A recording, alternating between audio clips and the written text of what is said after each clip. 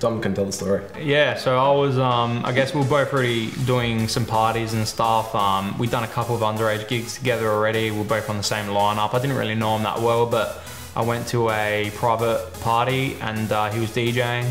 I was just there just to, you know, party with my friends and stuff. And I sort of walked to the stage and he had some CDs and he goes, hey man, like I know you were Dom. And I was like, hey, Krunk, you know, and then gave me a CD, had a listen and just sort of, yeah, gigs from there. Then we started playing on bigger stages together and it just, yeah, kept seeing each other through gigs, and overall they're happy with it and they think it's cool to be doing that sort of stuff. And then you get the grandparents who don't even understand, like they're sort of like, oh, so did you play the drums on the weekend? You know, you try to explain because they're like over 70 and they're, you know, from Italy, they don't really understand English well. You try to explain and they just think you're like playing piano or something. So yeah, I don't even bother. I just say, she goes, so you play the music? I just say, yes, I play the music. My grandma thinks I'm a singer. So she thinks I'm a vocalist and I sing to a crowd every weekend, but I don't. So I try to explain to her, but she doesn't get it every single time. Yeah. So, yeah.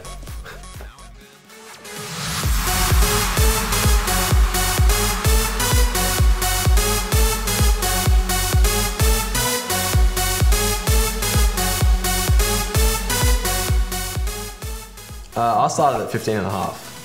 So I was just making mini mixes at school, and then from there just progressed into like DJing, gigs, underages, and then... Yeah, so I started about 17 and yeah, sort of through high school, everyone else was sort of at the parties and I was doing the parties, so DJing the parties, so it was pretty cool to yeah, be sort of in charge of what was going on through the year with parties and stuff. So.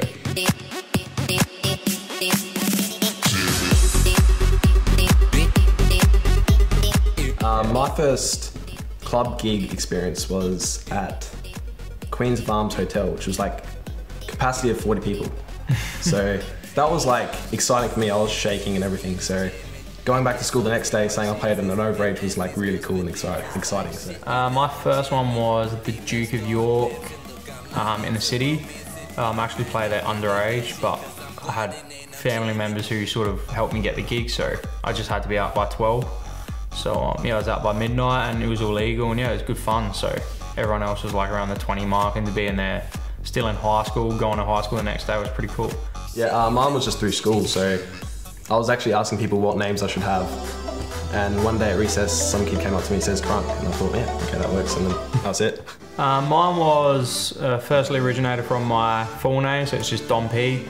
From there, I sort of wanted something to move on to with my production stuff and original tracks, so I moved on to Lavrax. I guess I'll take my chances and ask these girls for dances like shit, you know I'm jamming. Female star glancing, look, I'm not into romancing. First gig was just a small private party, it was probably 70 people, and yeah, I was pretty nervous. I yeah, was really nervous. My first gig was from a kid from school's 16th party, and there was about 25 people, and I was just nervous the whole time. It was a good experience, but yeah, I was so tired after like 3 hours. Went home that night and I just like went straight to sleep, just like knocked out. Yeah, confidence is definitely built up. Yeah, definitely.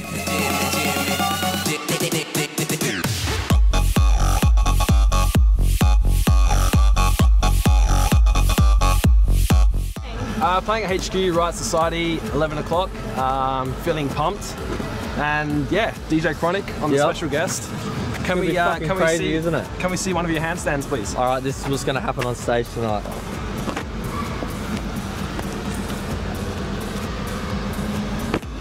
Woo! Shit, you know I'm jamming.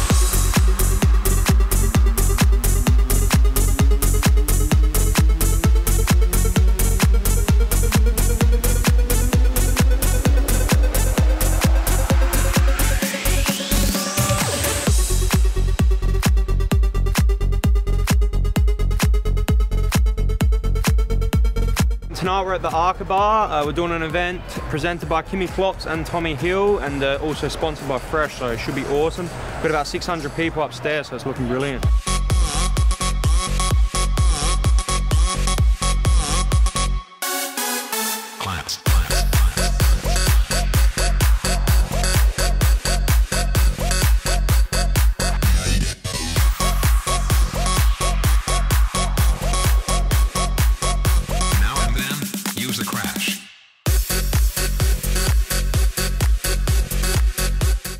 from Adelaide, I guess my inspiration and, you know, guys that I've worked with or think are gonna go a long way have to be pretty tight. I guess you've got Carbon Copy, you've got Uberjack, who everyone knows pretty well of him. And then some other guys like Wellset and Rubber Teeth, and also Dirt Cheap. These are all guys who are making their own music, and I think they're gonna, you know, they're gonna get to the next level really soon, and I will think they're all gonna make it eventually overseas, so internationally. I think they're all gonna have a big career ahead of themselves. So all inspiration and all friends of ours. So inspiring DJs, I'd say DJ Krunk. He's like pretty big in Australia now, so yeah, definitely an inspiration. I love DJing because you get to go to a crowd and just play whatever you want and play your own tracks and control the crowd, and it's just an experience every single time. So yeah, same sort of thing, just each time's different. You learn something from every crowd, and you know, you slowly adjust and can go to different type of gigs and sort of look at the crowd and judge what they'll like for the next hour, you know, from how they react to the previous track. So yeah, it's just cool to sort of, you know, give everyone a good night. Where do we go from here? Original tracks, putting out original stuff, and just hoping to tour. Yeah, same thing, just I guess just, yeah, keep going, sort of lay off the remixes and that type of stuff and just try to get my own material out, my own original dance tracks, and I've got about 7 on the go, which are hopefully all out by the end of 2013. Advice I'd give to younger kids would be work hard and stay at it. So pretty much you just need to put in the late hours. Younger kids, or you know, even older people or late 30s or anything that want to get into it, just yeah, just stick at it. It's not easy, and if you're only doing it for a bit of fame or money, just probably don't bother doing it, because if you're doing it for that, that will show and stand out to people and you won't get work for it. I think that's the same for everything. If you're really dedicated, I guess if you're not prepared to give up hours and, you know, time with your friends and stuff, don't bother. Like, there's plenty of nights where we stay home on a Saturday night, or whenever we don't have a gig, pretty much, you know, we'll stay up to sometimes 5 in the morning just on our laptop, and it's the only way, you know, there's no way around it. There's no hiding of what you're doing, so you got to do the hard work and it will show eventually. So.